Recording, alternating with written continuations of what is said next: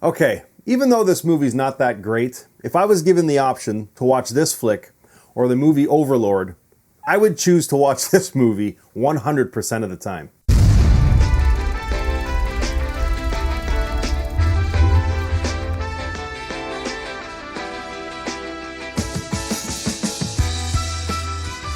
Hey guys, welcome to Happywax TV. Okay, I don't want to dwell on Overlord too much, but my hatred for that movie is never ending. It was just a terrible movie with terrible CGI zombies, terrible CGI effects. I mean, the opening scene was so promising, and then it was just a downhill mudslide from then, and anyways, that is a totally different video, but every time I sit down to watch, you know, a movie that's kind of this style of soldiers going into the forest somewhere to recover a secret item, I always get flashbacks of watching that terrible fucking movie in the theater, wondering why I'm even sitting here. So anyways, listen, we're not talking about Overlord, we're talking about Warhunt. It just came out. Listen, there's a lot wrong with this movie. It's not a terrible movie, okay? And I might get into spoilers. Well, I mean, I am going to get into spoilers because, and I'll tell you why, because, I mean, they've already given the reveal of the movie in their fucking synopsis, which is just one of the many things wrong with this movie. So I'll probably talk spoilers. To give it a rating, I'm probably going to give this a 5 out of 10. Do I recommend it? Yes. Is it a one-time watch? Yeah. You're probably just going to watch it once, all right? Then you're going to shut it off, and then you're probably never going to think about it again. God, honestly. And as soon as I shut that camera off and I post this review, I will probably never think of this movie again. It was a fun one-time watch. It's kind of popcorny, but at the end of it, it's just kind of silly. They could have done so much more with this flick. And I'll read the synopsis. Listen, a U.S. Army plane flies over Germany's Black Forest in 1945. So this movie takes place in World War II. It's subtly enveloped by a swarm of crow feathers. As the aircraft pummels towards the ground, the airmen glimpse the feathers converging to a form of a mysterious woman in black. Okay, well right there they give the fucking reveal away. It's about witches, okay? If you watch the trailer, they even show the witches in the trailer. So there's no surprise here. They've just sucked all that out of it. So that's one thing. The other thing is this poster of this movie. I hate when movies do this, when they put the main characters or the big names of the movie right up front on the poster. All that says to me is that this movie is gonna suck ass, and they've hired some aging actors, you know, who had a career and was an A-lister at some point. But now they're just gonna pay him a little bit of money to probably do a 30-second cameo, you know, say one or two lines, and then you're never gonna see him again. It happens all the time, okay? Mickey Rourke is in this movie, all right?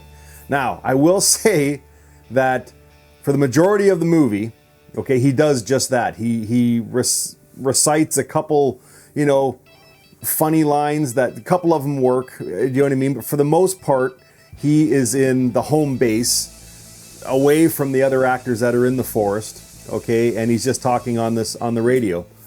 And I thought, okay, whatever, he's just cashing it in. But you know, again, might be a spoiler. I gave you a warning at the beginning, but he is in the final scene. He's in the final scene of this movie, the final battle. And I was totally impressed with that. I thought, okay, even though he looks out of place, I swear to God, when he came to set, the costume department and the director said, okay, there's your costume over there, Mickey. This is what you're going to wear to kind of fit into the, you know, 1945 era and blah, blah, blah. And Mickey Rourke was like, nope, I'm wearing what I got on right now. I guarantee that's what he said, because when we first meet him, when he's talking to his squad and stuff, he looks so out of place. Like, dude, what the fuck are you wearing? Like, I don't know. Anyways, it's Mickey Rourke, right? So you just have to expect something. So anyways, the poster is terrible. It's probably going to turn a lot of people off because it is just so fucking bad. The trailer for this movie is decently edited. I will give them props for the trailer. Whoever put that together did a fantastic job. Although they gave the reveal away in the trailer, and a lot of low-budgeted movies do this. I know they have to draw the audience in, And I get it. I get it. I wish they wouldn't do it, but I know they have to. But goddamn, man, the trailer for this movie is good. Why is the fucking poster for this movie look like it's done by a fucking 10-year-old? I don't get it. But anyways, so very quickly, it's a plane goes down. It has some secret documents and film on it. So they get this squadron together, led by Robert Knepper, and who plays the sergeant, and then Jackson Rathbone, who plays a character that Mickey Rourke just kind of throws in as this kind of secretive special ops guy or whatever the hell he is. And then, but you know, I did like the fact that the squadron had a lot of guys in it. Okay, so I was thinking to myself when I saw this, okay, this is good because it's not just going to be, you know, 1 or 2 kills. It's going to be like a slaughter because there's lots of guys in this squadron and you expect them all to get fucking massacred by whatever it is in the woods. Okay, and for the most part, they do. I think they could have amped the gore up in this movie a little bit. There are some great scenes where their throats get cut and there's like gallons of blood that come out of them. And, you know, I don't know. Again, I don't think this movie was made on a huge budget. I know it must have had some money because the final action scene was fairly decent, even though it was kind of comic booky, and I'll get to that in a sec. But anyways, the first act, it's pretty cliche and tropey. The soldiers form, they get their, you know, top secret plan of what they have to recover and all this other bullshit, go into the forest to try and find this plane. While they're doing that, they encounter some weird shit. Most notably is these soldiers hanging upside down from trees, and then they get attacked by one of the people who survived on the plane. When they kill him, they open him up and realize he has no innards. Okay, he's just full of black feathers. So, you know, it kind of starts with the mystery as well as these guys hanging upside down. It kind of, actually, there's quite a few nods to the Predator movie, the original Predator movie in this, that being one of them, where they're hanging upside down. In the start of the second act, we learn where the witches live. They live in this windmill. The squadron discovers this. They don't really pay too much attention to it. 2 guys kind of, you know, investigate a little bit. And it's one of these things where, you know, they see the witches inside. The witches kind of ignore them for the first portion of it. And then it's like nothing's really said about it. The guys come back and tell them what they saw, but then everyone thinks they're fucking crazy, and it's just because they've been at war for so long. And it's stuff like that, and it's not just in this movie. It's in a fucking ton of movies. I hate when, you know, certain characters see something, and then when they tell people about it, the first reaction is that person's fucking crazy. And there's no way in hell, even though there's all sorts of weird shit going on around them, that can possibly be what it is. And they just don't believe them. And it's like, at that point, I kind of started rolling my eyes, and I like, okay, it's going to turn into one of these movies where these 2 guys are going to, you know, whatever. No one's going to fucking believe them. They're going to be talked about like they're fucking crazy. And for the start of the second act, they kind of are. But then the witches start to attack these guys, okay? So the action picks up, which kind of carries through the second act of this film. And again, there's more nods to Predator in this movie with some of the lines that they say. And there's also a scene in this movie when the sergeant starts to go crazy, where he kills a boar, just like in Predator. So I thought, okay, I appreciate that. There's a couple good serious nods to Predator here.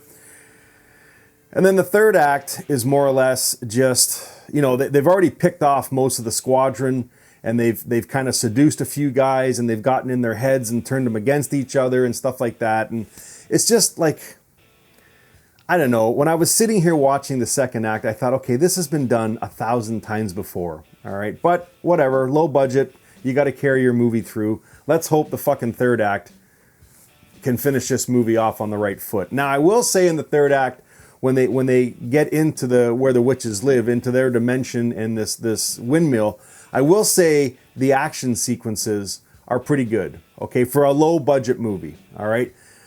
But the one big qualm I had about it were the witches in this movie. Do you remember back years, I can't remember the exact date, but remember the Hugh Jackman film called Van Helsing? remember those characters like Frankenstein and Dr. Jekyll and Mr. Hyde were in that movie, and Dracula and all the other characters.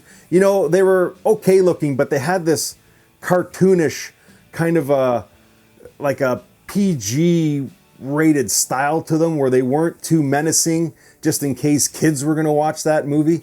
Well, that's the feeling I got when we got the reveal of these witches. It's almost like they played it safe. You know, they weren't, I get it, they had to be attractive to you know, kind of seduce these soldiers, but they just looked safe. They didn't look, when they had the reveal, like when they changed and when they were having the battle scenes, when they were fighting back and forth, like they didn't look dirty, they didn't look haggish at all, or nothing. They just looked safe and almost cartoonish. And I'm like, come on, man, you had every opportunity to make this like a dark, gory bloodfest with all these soldiers, and you could have really hagged up these old fucking witches, and they didn't. And I really feel they dropped the ball. Anyways, guys, listen, I'm gonna stop there. Again, I'll give this movie a 5 out of 10. It is a one-time watch. I mean, you won't shut this movie off and fucking hate it, or at least most of you won't anyways, but you're not gonna love this movie. You're gonna shut it off and you're immediately gonna forget about it, and you're gonna go on to something else. So anyways, if you've seen it, let me know what you think. If you haven't, go rent it. It is definitely worth a one-time rental. Then come back here, let me know what you think, guys, and until next time, stay good.